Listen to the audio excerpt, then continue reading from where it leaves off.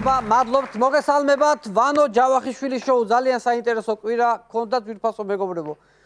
მონოლოგი ძალიან საინტერესო და სახალისო გვექნება. დავიწყოთ. მთავრობა ოფიციალურად განაგრძობს TBC ბანკის დამფუძნებლის მამუკა ხაზარაძის ტყავის გაძრობის პროცესს. ამბობენ ბანკის წართმევის შემდეგ ლისის ტბის მიმდებარე ტერიტორიებსაც ჩამოართმევენ. ესეთი ხმები გავრცელდა. მოკლედ, ისეთ დღეში ჩააგდეს კაცი, რომ ბანკში იპოთეკის პროცენტი რომ შემაქვს, მე თვითონ ხო მაშინაც კი მეწოდება. ესეთი პროცესია რა, ეს რომ შეგაქვს ახლა შენი იპოთეკის პროცენტი.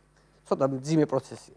ანუ მამუკა ხაზარაძეს ბანკი წაართვეს, კრედიტის უფლება წაართვეს, მიწებსაც ართმევენ, ერთადერთი მაცივარს და ტელევიზორს დაუტოვებენ.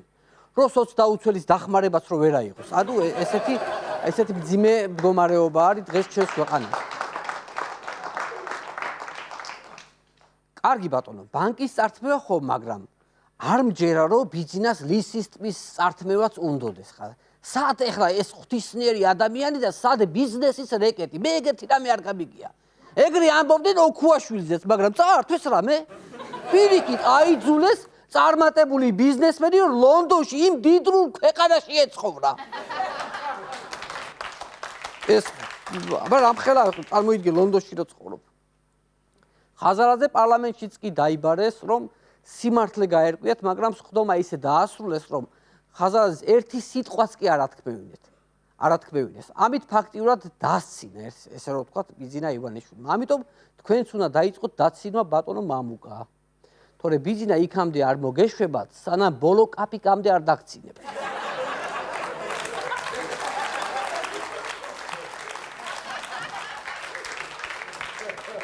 მეტი რა განიშნო ახლა.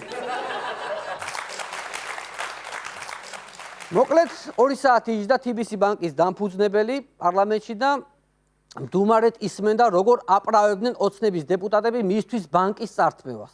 და თუთაშხიასავით ფიქრობდა, ვინაც ჩამაცვა იმას მაინც გაეხა და ეს რატომ ხდისო.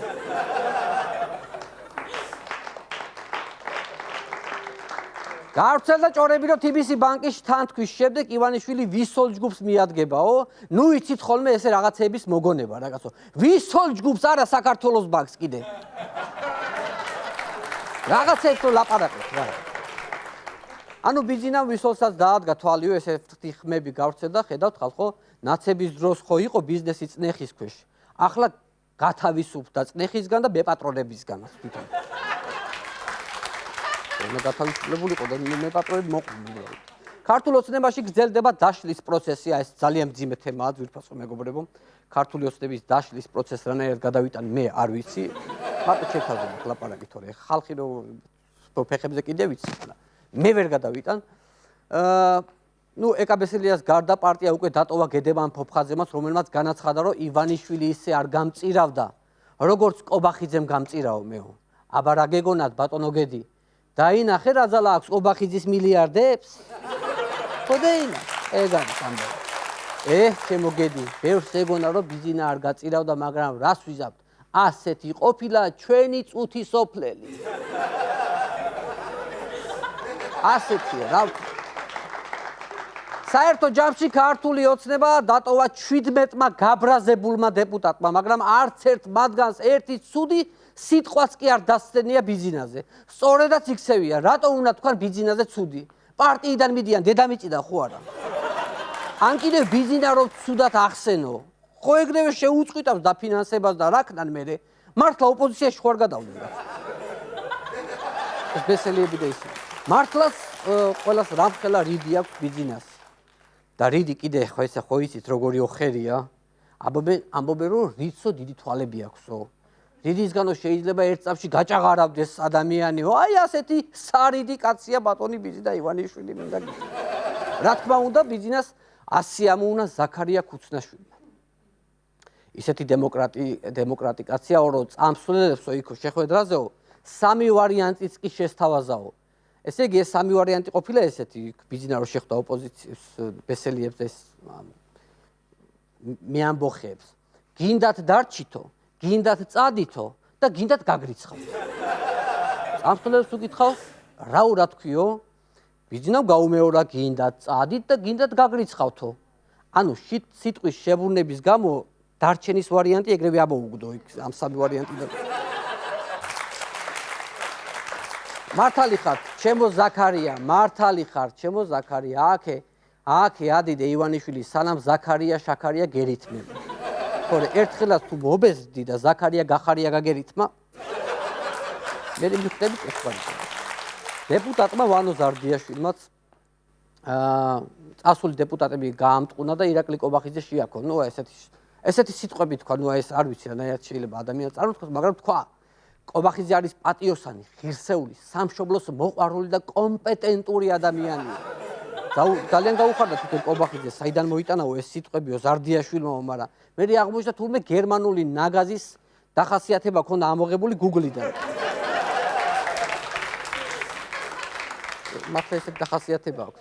მოკლედ ამ ბიჭმა ადრე ხო წულუკიანი ასე ამუნა. ასე მოკლე დროშიო ამდენი საქმე როგორ მოასწარითო ქალბატონო თეაო, ესე თქვა ადრე. ახლა კობახიძე გამოიყვანა ფთაშესხმული ანგელოზი, ამიტომ ვანო ზარდიაშვილს გადაეცემა ქათინაურების უმაღლესი ჯილდო ოქროს ვაზელინის, ვირფასო მეგობრებო. აუცილებლად ეკუთვნის ამ ადამიანს. გადავედით მთავარ თემაზე. 2012 წლიდან მიგრძნობდა გული, რომ ქართული ოცნება რაღაცით გამახარებდა და ასე აგიხდათ ყველაფერი კარგი. მე-7 წელს მაინც გამახარა. ვნახოთ სტატია საპარლამენტო უმრავლესობის ლიდერს არჩილ თალაკვაძეს საზოგადოება ძირითადად პოლიტიკიდან იცნობს. თუმცა ბევრმა არ იცის, რომ დეპუტატი პოეტია. თალაკვაძემ კრებულიც გამოსცა სახელწოდებით ლირიკული ლარნაკი. ძვირფასო მეგობრებო, არის ესეთი მართლა არაფერი ინფორმაცია არ არის, ეს არის ნამდვილი ინფორმაცია. ბატონი თალაკვაძე არის პოეტი. მარტო სათაურით თუ განსჭით, ახლა შევიხედოთ კრებულში. აი მაგალითად მისი ერთ-ერთი ლექსი, რომელსაც ჰქვია მარტოსული პოეტის ქორწინება. დავიწყოთ ლექსის წაკითხვა, ალბათ ასეა. დროა უკვე ცოლი შევირთო. ალუჩას სოფლად რახანიაშვილი გაუჩნდა. ჩვენ ხომ ერთად გვიხარდა გაზაფხული. მე მინდა ქალი ტანადი და სრული, დიდგვაროვანთა შთამომავალი. თამარი კი სასეიდოდ წაიყვანა ქარმა, რომელიც ქრის მხოლოდ ერთი მიმართულებით, რომ მარტო არის ჩემთვის თავადის ასული.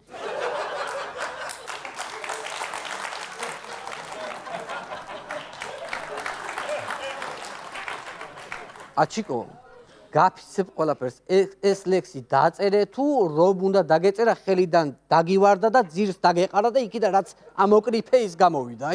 აი ეს მაინტერესებს. ძალიან საინტერესო ლექსია, სხვათა შორის. ესე იგი, რომ დავფიქრდი არჩილ თალაკვაძე არის ქართული ოცნების არტემ ჩაჩანიძე, ძირითადად სიყვარულზე წეს. ისე რასერჩი, უგზნია ბიჭს. აჩიკო, ბიძინამ თუ იცის ლექსების წერა რო დაიწყე. ხო და არ უთხრა ბიძიკო, აცოცხლე მაკაცი 160 წელი. ნახეთ როგორი სიუჟეტი ვითარდება ლექსში. დიდგვაროვანი ცოლი მინდაო, მაგრამ თამარი ქარს წაუყვანია სასეირნოდო. ანუ ცოტათი გალაქტიონიცაა, იცი? აი ცოტა წიციანიცა ისე ცოტათი, მაგრამ სტილისტურად უფრო შექსპირია. გურული შექსპირი, აი მაგალითად ამ ლექსს რო უსმენ ხო თვალებს რო ხუჭა, აი თვალწინ მიდგას როგორ მიტანტალებს გურული უილიამი ბახვის ჭალებში. აი რაღაცა ესეთი პოეზია. მართლაც ბატონებო არჩილ თალაკვაძის ლექსები იმდენად ღრმა არის, რომ მისი ფენომენი საჭიროებს სერიოზულ კვლევას, რომელიც უკვე დაიწყეს არჩილოლოგებმა და მალე დასკვნასაც დადებენ რას გულისხმობდა ავტორი. აინტერესებთ ეს, ჩვენს გვაინტერესებს რას გულისხმობდა ავტორი, როცა ალუჩას შვილი გაუჩნდა მაგ მომენტში. აი ეს მომენტი მაინტერესებს განსაკუთრებულად. ფაქტიურად შეიძლება ითქვას, რომ ინტერნეტით გავრცელდა აჩო თალაკვაძის პირადი ცხოვრების ამსახველი ლექსები. ანუ ეს ამ ლექსებს თუ ხმამაღლა წაიკითხავ, შეიძლება ან მეგობარს გაუგზავნო, შეიძლება დაიჭირონ და რა ვიცი, პასუხი აგონ და ასე შემდეგ, რაღაც ისეთი სიტყვები ეს კორიანტელია. ნეტა ახლა გამოჩნდებოდეს ვინმე ღვთიან მადლიანი და თალაკვაძეზეს იტყოდეს სომეხი პოეტიაო. მაგრამ არა მგონი იმათაც თავისთვის კარგები უნდა.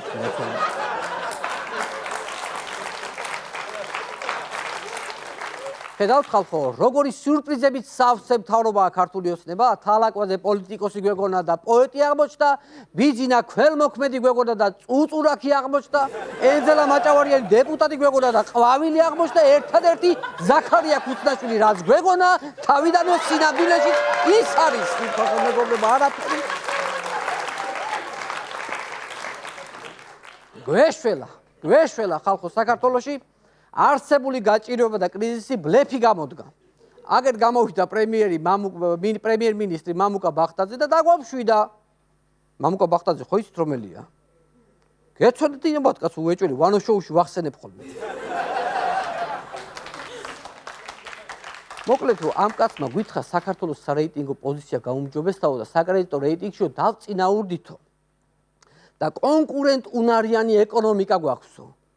მე მგონი ესეც თალაკვაძის სტილის პოეტია, მე ესე ფიქრობ. აბა ახლა ამას ახლა სერიოზული განცხადებას როგორ დავარქვით? ეს უფრო ლექსია, რაღაც ცოტა თეთრი ლექსია, რაღაცა მატოვი. ქართული ოცნების მიერ განხორციელებულ ორიგინალურ პროექტებს კიდევ ერთი სასწაული შეემატა ხელვაჩაურის კულტურის სახლს სახანძრო კიბე გაუკეთეს. საინტერესო სათაურია. ნახოთ ვიდეო. მოგესალმებით მეგობრებო, ხელვაჩაურის მუნიციპალიტეტის სოფელ ახალშეინიდან, სადაც ორიგინალური პროექტი გააკეთა ხელვაჩაურის მერიამ. რა თქმა უნდა, ბატონი ჯუმბერ ვარდმანიძე თუ დაეთანხმებოდა ესეთ პროექტს, თორე სხვა ვინ იზამდა ამას.